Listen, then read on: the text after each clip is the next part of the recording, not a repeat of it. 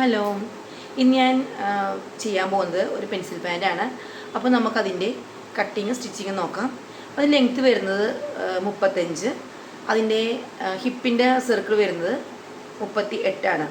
അപ്പോൾ നോർമലായിട്ട് ഒരു പെൻസിൽ പാൻറ്റിൻ്റെ വണ്ണം നമ്മൾ മെഷർ ചെയ്യുമ്പോൾ 38-ൽ നിന്ന് 10 ഇഞ്ച് കൂടുതൽ, അത്രയാണ് നമ്മൾ മെഷർമെൻറ്റ് എടുക്കുന്നത്. അപ്പോൾ 10 ഇഞ്ച് കൂടുതൽ എന്ന് പറയുമ്പോൾ 38 + 10 48. അപ്പോൾ ടോട്ടൽ സർക്കംസ്റ്റൻസ് വരുമ്പോഴത്തേക്കും 48 വണ്ണത്തിലാണ് നമ്മളത് കട്ട് ചെയ്തെടുക്കുന്നത്. അപ്പോൾ നമുക്ക് വേഗം തന്നെ കട്ടിങ് വീഡിയോയിലേക്ക് പോകാം. ഓക്കെ, അപ്പോൾ നമുക്ക് വീഡിയോയിലേക്ക് പോകാം. അപ്പോൾ ഇതാണ് മെറ്റീരിയൽ, ഇതാണ്. നമ്മളിത് ഒരേപോലത്തെ ലെവലിൽ നമുക്കിത് ചേർത്ത് വയ്ക്കാം. രണ്ടരികും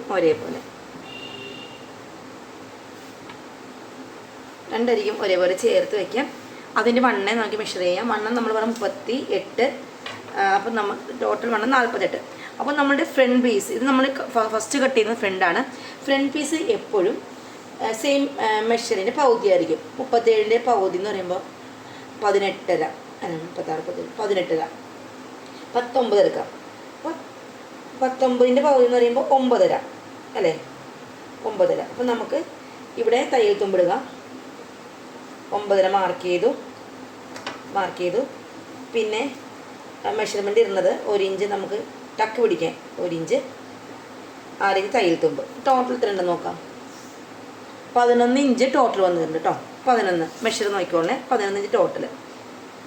അതിൻ്റെ ക്രോച്ചറ്റ് ലെങ്ത്ത് വരുന്നത് എടുക്കുന്നത് നമ്മൾ നോർമൽ, അധികം വണ്ണമൊന്നുമില്ല, 11 എടുക്കുന്നത്. അപ്പോൾ 11 ക്രോച്ചറ്റ് 11 നമുക്ക് മെഷർമെൻറ്റ് വരയ്ക്കാം. അപ്പോൾ ഈ ഒരു കസ്റ്റമറിന് ബാക്ക് എലാസ്റ്റിക് ഫ്രണ്ട് കെട്ടാണ് വേണ്ടത്. അപ്പോൾ ബാക്ക് എലാസ്റ്റിക് വേണം, ഫ്രണ്ട് കെട്ട് വേണം. പിന്നെ ലെങ്ത്ത് നമ്മളിവിടെ നിന്ന് തയ്യൽ തുമ്പ് മാറ്റിയിട്ട് ലെങ്ത്ത് വേണ്ടത് 35 മെഷർമെൻറ്റ് ചെയ്ത് കൊടുക്കാം. 35 ഞാൻ മെഷർമെൻറ്റ് ചെയ്യണേ കേട്ടോ. വീഡിയോ കാണാൻ ചിലപ്പോൾ പറ്റത്തില്ല. 35 മെഷർമെൻറ്റ് ചെയ്തു. 35 മെഷർമെൻറ്റ് ചെയ്തു, കണ്ടോ. 35 മെഷർമെൻറ്റ് ചെയ്തു. അതിന് ഒരു തയ്യൽ തുമ്പ്, ഇതിന് സ്ലിറ്റ് വേണം. സൈഡ് സ്ലിറ്റ് വേണ്ട ഒരു പാൻറ്റാണ്. സ്ലിറ്റിന് വേണ്ടി ഞാനൊരു താഴത്തേക്ക് ഒരു 4 ഇഞ്ച് എടുത്തിട്ടുണ്ട് കേട്ടോ.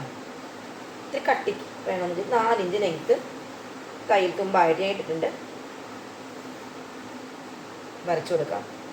ഫ്രണ്ട് പീസിൻ്റെ വണ്ണം എന്ന് പറയാൻ 5 എടുക്കാം. 5.5 വണ്ണം ഇട്ട് കൊടുത്തിട്ടുണ്ട്. തയ്യൽ തുമ്പ് 6.5. സെയിം തന്നെ നമ്മൾ എക്സ്ട്രാസിൽ നമ്മൾ ഇട്ട് കൊടുത്തിട്ടുണ്ട്. നമുക്ക് പതുക്കെ ഇങ്ങനെ നേരെ വരച്ചു കൊടുക്കാം. നമുക്കിങ്ങനെ നേരെ വരച്ചു കൊടുക്കാം. ഇതാണ് നമ്മുടെ മെഷർമെൻറ്റ്. അപ്പോൾ ഇങ്ങനെയാണ് നമ്മുടെ മെഷർമെൻറ്റ് വന്നത് കേട്ടോ. അപ്പോൾ നമ്മളിപ്പോൾ കട്ട് ചെയ്യുന്നത് ഫ്രണ്ട് പീസാണ്. വന്ന് ഇവിടെ ആക്ച്വലി 2 ഇഞ്ചൊക്കെ നമുക്ക് എടുത്താൽ മതി. ഇവിടെ ശരിക്കും പറഞ്ഞാൽ 2 ഇഞ്ച് ഒക്കെ നമുക്ക് മതി. 2 ഇഞ്ച് ഇഞ്ച് കൂടുതൽ എടുത്തിട്ടുണ്ട്. കാരണം തയ്യൽ തുമ്പ് കുറച്ച് കൂടുതൽ വരാൻ വേണ്ടിയിട്ടാണ് ഞാൻ 2 ഇഞ്ച്. നമുക്ക് എത്ര വേണമെങ്കിലും എടുക്കാം. അപ്പോൾ ഇവിടുത്തെ വണ്ണം വന്നത് ശരിക്കും പറഞ്ഞാൽ 12ഒക്കെയാണ് ഇവിടെ വണ്ണം വരുള്ളൂ. നമ്മൾ തയ്ച്ചൊക്കെ വരുമ്പോൾ 12 വരുള്ളൂ.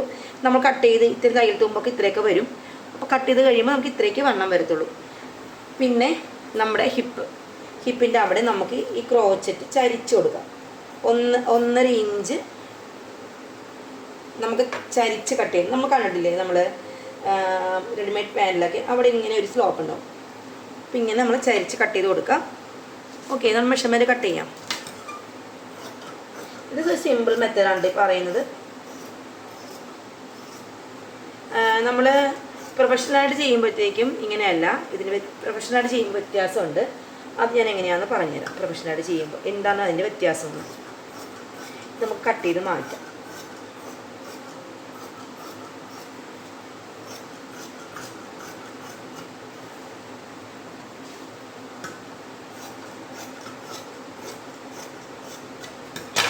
പ്രൊഫഷണലായിട്ട് ചെയ്യുമ്പോഴത്തേക്കും നമ്മുടെ ഹിപ്പിൻ്റെ ഈ ഒരു അളവില്ലേ, ഇവിടെ ഒന്ന് ഇതിൽ ചെയ്യുന്നില്ല. ഇവിടെ നമ്മൾ ഹിപ്പിൻ്റെ വണ്ണം എടുക്കുമ്പോൾ ഇവിടുത്തെ വണ്ണത്തിൽ നമ്മൾ ചെറിയൊരു സ്ലോപ്പ് കൊടുക്കാറുണ്ട്. അതായത് ഇങ്ങനെ ഒരു വരച്ചിട്ട് ഇങ്ങനെ കൊടുക്കും. കാരണം നമ്മുടെ തൊടയുടെ, അതായത് നമ്മുടെ ഹിപ്പിൻ്റെ ആ ഒരു ഹിപ്പിൻ്റെ വണ്ണം നമുക്ക് എപ്പോഴും കൂടുതലായിരിക്കും. അപ്പോൾ അതിനൊരു ഷേപ്പ് കിട്ടാനും അതേപോലെ തന്നെ കാലിൻ്റെ ഇവിടെ ഈ ഒരു ഭാഗം ഇങ്ങനെ ഒരു ചരിച്ച്, അതായത് ഒരു ഷേപ്പ് വേണ്ടിയിട്ടാണ് അങ്ങനെ ഇങ്ങനെ വരച്ചു കൊടുക്കാറുണ്ട്. ഇങ്ങനെയാണ് നമ്മുടെ ശരിക്കും പ്രൊഫഷണലായിട്ട് ചെയ്യുന്നത്. നമ്മളിപ്പോൾ എളുപ്പത്തിന് വേണ്ടിയിട്ട് നമ്മൾ നോർമൽ പാൻറ്റ് ചെയ്യുന്നത് ഇങ്ങനെയാണ്. അപ്പോൾ നമുക്കിതിലെ സ്ലിറ്റിനുള്ള ഭാഗത്തേക്ക് നമുക്ക് വെട്ടിട്ട് കൊടുക്കാം. 2 ഇഞ്ച് നമുക്കത് കട്ട് ചെയ്ത് മെഷർമെൻറ്റ് ഇട്ട് കൊടുക്കാം. ഇങ്ങനെ ഒരു കട്ട് ചെയ്ത് ഉണ്ടോ, കട്ട് ചെയ്തിട്ട് മെഷർമെൻറ്റ് ഇട്ട് കൊടുത്തിട്ടുണ്ട്. ഇനി നമുക്ക് ബാക്ക് പീസ് കട്ട് ചെയ്യാം. Back piece front piece cut ചെയ്ത ശേഷമാണ് നമ്മൾ ബാക്ക് പീസ് കട്ട് ചെയ്യുന്നത്. ഇപ്പോൾ ബാക്ക് പീസ് നമ്മൾ ഈ ഒരു കട്ട് ചെയ്ത് മാറ്റിയൊരു പീസില്ലേ, അത് നമുക്കിങ്ങനെ തല തിരിച്ച് വെക്കാം. അപ്പോൾ ഈ ഒരു പോർഷൻ നമുക്ക് കിട്ടിയിട്ടുണ്ട്. അഡ്ജസ്റ്റ് ചെയ്ത് ഞങ്ങൾക്ക് വെട്ടാം. അപ്പോൾ പെൻസിൽ പാൻറ്റിൽ എപ്പോഴും നമുക്കിങ്ങനെ തുണി വീതി കൂടി തുണിയൊക്കെ ആണെങ്കിൽ നമുക്കിങ്ങനെ അഡ്ജസ്റ്റ്മെൻറ്റ് ചെയ്ത് വെട്ടാൻ പറ്റും. അപ്പോൾ ഇങ്ങനെ കയറ്റി വെച്ച് നമുക്ക് അഡ്ജസ്റ്റ് ചെയ്ത് വെട്ടാം. ശരിക്കും പറഞ്ഞാൽ 2 മീറ്റർ തുണി വേണം എന്നാണ് ഒരു പൊതുവെയുള്ളൊരു കണക്ക്. 2 മീറ്റർ തുണി നമുക്ക് വേണ്ട.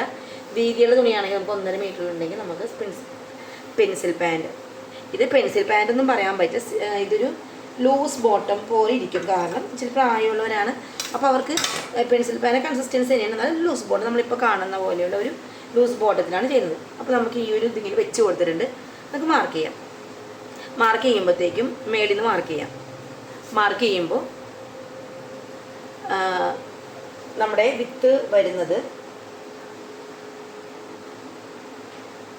ഇതാണ്.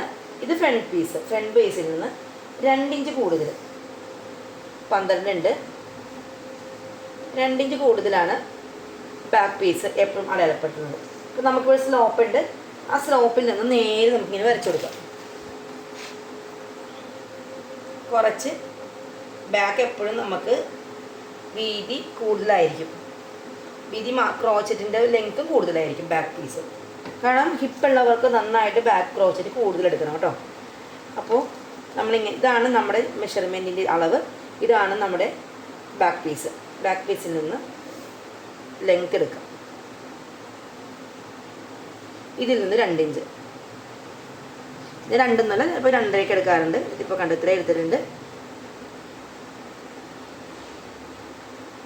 ക്രോച്ചറ്റാണ് ലൂസ് വേണ്ടവർക്ക് നമുക്ക് കൂടുതലെടുക്കാം, വരച്ചു കൊടുക്കാം. ഇതാണ് ക്രോച്ചറ്റിൻ്റെ അളവ്. അതിനുശേഷം നമുക്ക് സൈഡിലോട്ട് സ്ലോപ്പ് ചെയ്ത് വരച്ചു കൊടുക്കാം.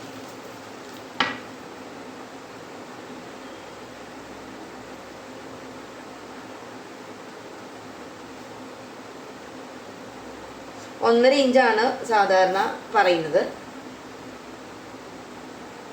ഇവിടുന്ന് 1, 2, 1.5 വെച്ച് താഴത്തേക്ക് സ്ലോപ്പ് ചെയ്ത് വരും. ഇവിടുന്ന് 2, പിന്നെ 1.5